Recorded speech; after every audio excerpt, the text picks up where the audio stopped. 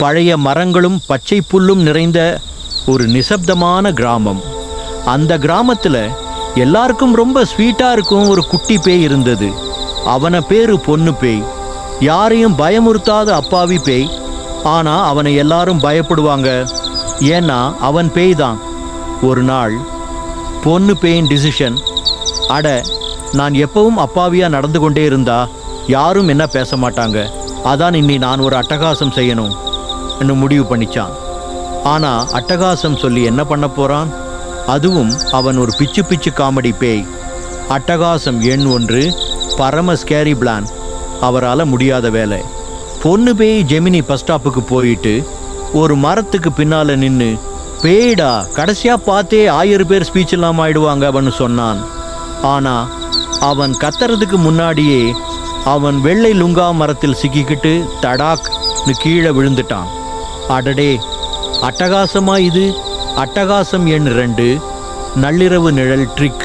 அவன் இரவு 12 மணிக்கு ஒரு வீட்டின் ஜன்னல் முன் நின்று தன் நிழலை நீளமாக காட்டி, ஓஹோ நான் டேஞ்சரஸ் பேய்ன்னு காட்டணும்னு நினைச்சான்.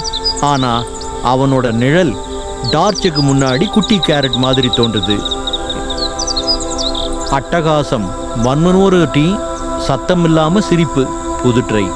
அவன் கிராமத்தில் உலா போகும் ஜெயக்குமார் முன்னாடி நின்று அவனை பயமுறுத்த சத்தமில்லாமல் சிரிக்கலாம்னு முடிவுச்சு. சத்தமில்லா சிரிப்பு. ஜெயக்குமார் ஒரு நிமிஷம் அவனை பார்த்துட்டு, டா நீ பேயா இல்லை வேற ஏதாவது பிரபலம் டிக்டாக் காமெடியனா என்று சிரிக்க ஆரம்பிச்சிட்டான். பொண்ணு பேய் வெட்கப்பட்டு கோவிலுக்கு ஓடி போயிட்டான். இறுதியில் பொண்ணு பேயின் ஸ்பெஷல் டாலண்ட் கிராமத்தில் எல்லாரும் அவனை பயப்படணும் என்றிருந்த பேய் அவர்களை சிரிக்க வைக்க ஆரம்பித்தான். குழந்தைகளுக்கு அவன் வெஜ் ஜாலி பேய். மாமியார் வீட்டுக்காரர்கள் பார்க்கும்போது, அட அவர் வர்றாரு, அப்பாவி பேயின் அட்டகாசம் முகத்திலேயே சிரிப்பு. பெரிய பேய்களும் வந்து சொல்லுறாங்க, பொண்ணு உன்னை போல சிரிப்பா செய்கிற பேய் எங்குமேயே இல்லை, உன்னை நாங்கள் காமெடி ஸ்டார் பேயின்னு அங்கீகரிக்கிறோம். பொண்ணு பேய் சந்தோஷமா, அட்டகாசம் பண்ண வந்தேன், ஆனால் எல்லாரையும் சிரிப்பான் ஆக்கிட்டேனே.